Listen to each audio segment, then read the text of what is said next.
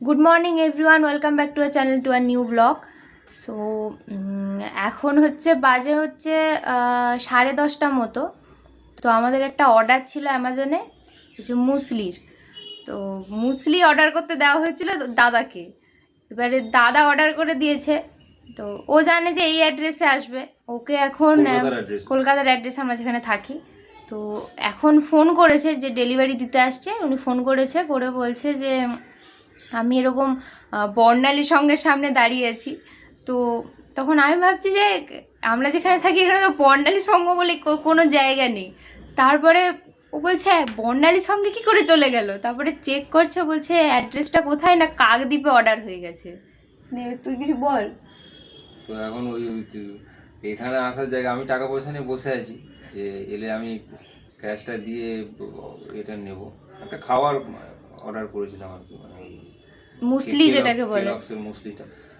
তো সেটা এখন সেখানে চলে গেছে, আবার সেখানে এবার বাবা মা সবাই এখন কলকাতায় ফিরছে সবে। তো বাসে আছে, ওখানে আমার লোককে বলে যে অর্ডারটা রিসিভ করাতে হচ্ছে। কি করে কাণ্ডটা হলো কে জানে। আমাকে বলে অফিসিয়াল কাজে, না না আমাকে বলে আমি নাকি অফিসিয়াল কাজ করতে পারি না, সব জায়গায় গন্ডগোল পাকাই, এখন নিজেই গন্ডগোল করে বসে আছে। এখন বলছে অ্যামাজনের দোষ। হ্যাঁ, এটা যদি একটা করতে হবে, একটা না না এটা যদি করতে হবে, এটা বলছে এক জায়গায় থাকবে মানুষ, অর্ডার যাবে আরেক জায়গায়। এটা যদি আমি করতাম, অন্যজন খাবে আরেক জায়গায়, চুপ কর, লোক খাবে। এটা যদি আমি করতাম আমাকে বলা হতো যে অফিসিয়াল কাজ নাকি আমি পারি না। এখন ও করেছে, এখন ওটা অ্যামাজনের দোষ। তোমরা দেখতেই পাচ্ছ ভুল সবার কাছেই হয়, ভুল সবারই হয়। আমার বাড়ি কিন্তু দোষটা আমি খাই বাড়িতে। ওখানে গেছে, ওটা আবার অন্যভাবে আসবে আমার কাছে। কিন্তু ব্যাপার হচ্ছে এরকম অ্যামাজনের প্রবলেম হলে তো হবে না, আরেকজনের বাড়িতে যাবে খাবে আরেকজন, এটা তো ঠিক না। তো যাই হোক, এখন ওটা বাড়িতে গেছে, আমাদের পাড়ায় একটা কাকিমা নিয়ে নেবে, মা ওটাকে আবার সোমবার দিন নিয়ে আসবে। তো এখন আমাদের সকালবেলা না খেয়ে থাকতে হবে। যখন আসবে এখানে তখন দেখাবো প্যাকেটটা। তো এখন বেরিয়েছি বাজারে, সকাল সকাল সবজি বাজার করতে যাচ্ছি। আর সাথে তালের বড়া করা হবে, এখন তো তালের বড়ার সময় চলছে। জন্মাষ্টমীর আগে খাওয়া হয়নি, কারণ ভগবানকে না দিয়ে তার আগে খাইনি।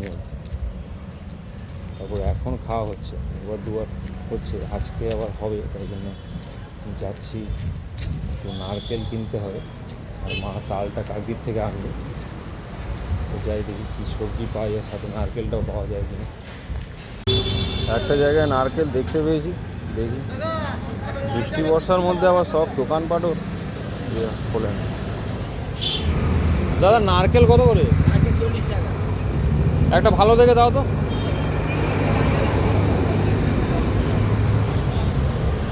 দেখে দেবে।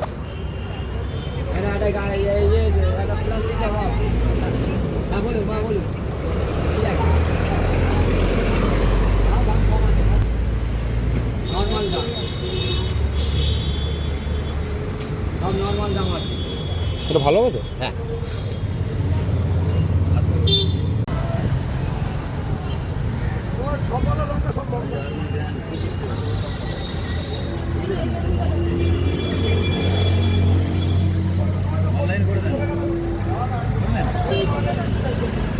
বাজার করা হয়ে গেছে। তো ভেবেছিলাম সবজি বাজার কিছু করবো, মানে সবজি নেবো কিছু। তারপরে এসে ইচ্ছা হলো যে না একটু ধোকা নিয়ে যাই বাড়িতে, ধোকা করা হবে, তুয়া করবে। আর ওই জন্য ধোকার একটা প্যাকেট নিয়েছি, আর তালের বড়ার জন্য নারকেলটা নিয়ে নিয়েছি, সাথে গুঁড়ো দুধের প্যাকেট আর একটা লিকুইড দুধের প্যাকেট নিয়ে এবার বাড়ির দিকে যাচ্ছি। বাজারে দাঁড়িয়ে দাঁড়িয়ে ভিডিও করা যাচ্ছে না, কারণ বৃষ্টি হচ্ছে, এদিক থেকে জল পড়ছে, ওই থেকে জল পড়ছে, সাথে বাজারগুলো নেওয়া আবার টাকা দেওয়া তাদেরকে, সেই জন্য ওখানে ভিডিও করা যাচ্ছে না। এখন যাচ্ছি বাড়িতে, আর এদিকে বাজার টাজার করা হয়ে গেছে। বাজার থেকে চলে এসেছি বাড়ির কাছে।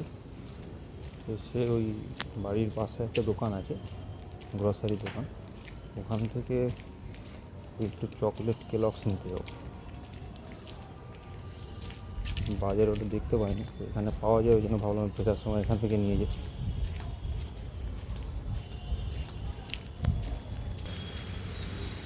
এই যে বাড়ির কাছের দোকানটা।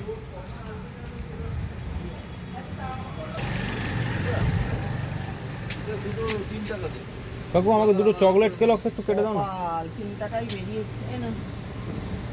আলু কি পরে ও এসে নিয়ে যাবে? হ্যাঁ, ও এসে নিয়ে যাবে। যদি আমি ওই চালটা নিতে আসি তাহলে নিয়ে নেবো, কিন্তু ও পয়সাটা দেবে, পয়সাটা ওর কাছে আছে, বুঝেছো?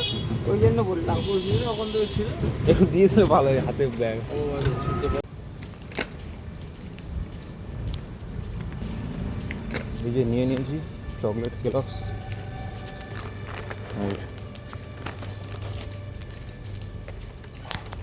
এবারে বাড়ি চলে যাবো।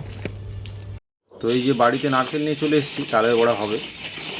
তো এখনই কুটতে বসে গেছে নারকেল। এই যে নারকেল পোড়া হচ্ছে। এটা কিন্তু আমাদের স্পেশাল মেশিন, এটা খুঁজে কেনা হয়েছে যাতে ঝামেলা কম হয়। এই যে কি সুন্দর হয়ে যাচ্ছে, ওপাশ থেকে ঘোরালে এপাশ থেকে এর কীরকম হচ্ছে একবার খুলে দেখি দিই একবার। খোলা ঘোরা। এই যে এটা হচ্ছে দিয়ে সহজে করে দেওয়া যায়, কম সময়। মানে এটা আমি পারি না বলে মা আমার জন্য খুঁজে কিনে দিয়েছে বটিতে আর কি। ওই যে নারকেল পোড়ানোর যে বটিগুলো হয়, ওদের যারা না পারে তাদের জন্য এটা আর কি। এটা ভালো হয়, খারাপ না, মানে হালকা জোর দিলেই হয়ে যায়, খুব বেশি চাপ দিতে হয় না।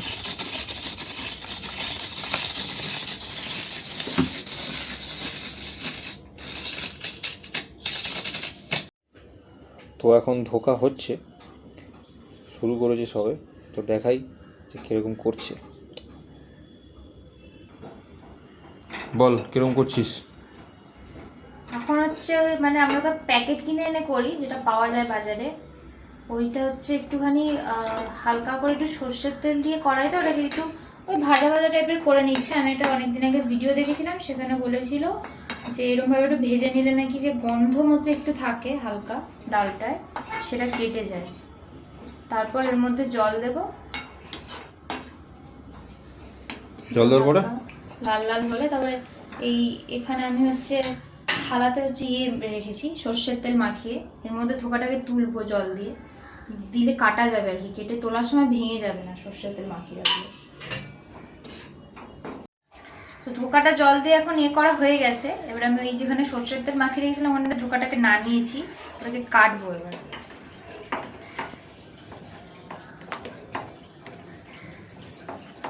মানে যেরকম শেপ দিতে হয় আর কি, তোমরা তোমাদের ইচ্ছে মতো শেপ দিতে পারো। কেউ বরফি শেপ দেবে, কেউ বোম বানিয়ে দিতে পারো, বোমটা কেউ বানায় না। কেউ স্কোয়ার বানাতে পারো, কেউ রেক্ট্যাঙ্গেল বানাতে পারো, ঠিক আছে। দিয়ে যেরকম কেউ ঘুড়ি বানাতে পারো।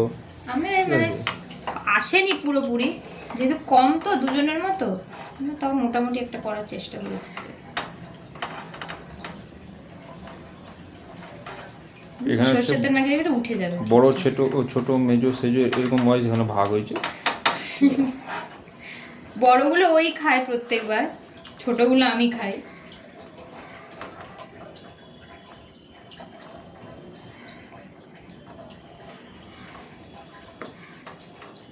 যে আমাদের ধোকা, জলটা একটু কম দিতে হবে যাতে একটু মানে ওই শক্ত শক্ত ভাবটা থাকে, নাহলে তো তোলা একদম, যাবে নালে না। পুরো সফট হয়ে গেলে আবার গলে চলে যাবে, ভাজা যাবে না জিনিসটাকে। তো এখন হচ্ছে যেটা ধোকাটাকে ওই শেপ দেওয়া হলো, বিভিন্ন ছোট বড় মেজো সেজো যাই হোক যে কোনো শেপ দেওয়া হলো, সেটাকে হচ্ছে এবার ভাজবে, দেখাচ্ছি।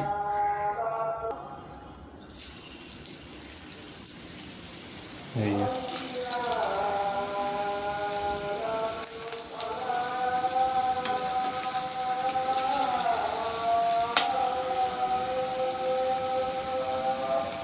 এটা হচ্ছে হালকা একটু বেশি ভাজা হলে শক্ত হ্যাঁ হয়ে যায়। লাল লাল কালার, হালকা একটু লাল লাল কালার এলে তখন ওটা তুলে নিতে হবে, নাহলে বেশি ভাজা হয়ে গেলে তখন আবার ইয়ে হয়ে যাবে, মানে খুবই শক্ত হয়ে যাবে, তখন খাওয়া যাবে না, তখন আবার কারোকে ছুঁড়ে মারার কাজে ব্যবহার করতে পারবেন আপনারা যারা এরকম কাণ্ড করবেন।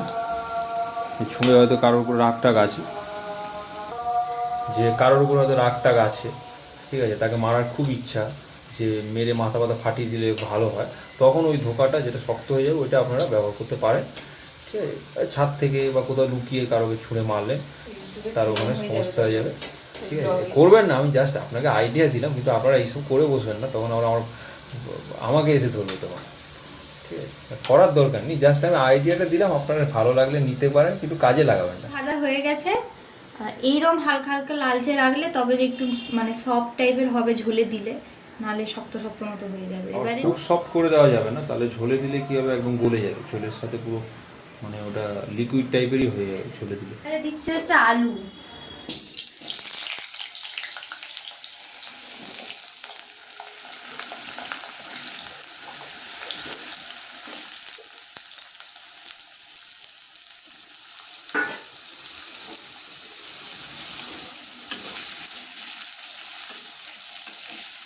আলুটা হালকা ভাজা ভাজা করে দেবো, তারপর এর মধ্যে দেবো হচ্ছে যে করে রেখেছি আদা আর টমেটো গ্রেট করে রেখেছি, পেস্ট যেটা আর কি, এটাকে দিয়ে দেবো। হালকা লাল লাল করে ভাজা হয়ে গেছে, এর মধ্যে এবার আমি দেবো হচ্ছে ফোড়ন। ফোড়নে দেবো হচ্ছে এই যে ফোড়নে আছে হচ্ছে একটু গোটা জিরে, শুকনো লঙ্কা আর তেজপাতা, এটা দিয়ে দেবো।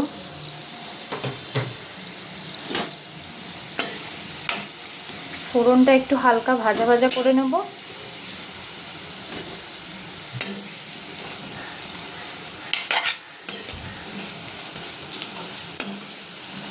ফোড়নটা ভাজা ভাজা হয়ে গেলে একটা হালকা স্মেল ছাড়বে।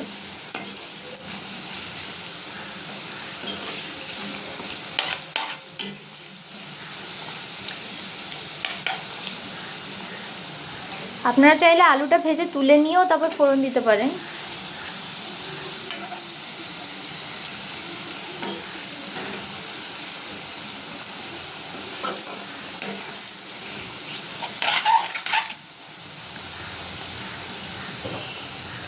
ফোড়নটা এখন হালকা ভাজা ভাজা হয়ে গেছে, এরপর এর মধ্যে দেবো হচ্ছে আদা আর টমেটোর পেস্ট। এই দিয়ে দিলাম আদা আর টমেটোর পেস্ট।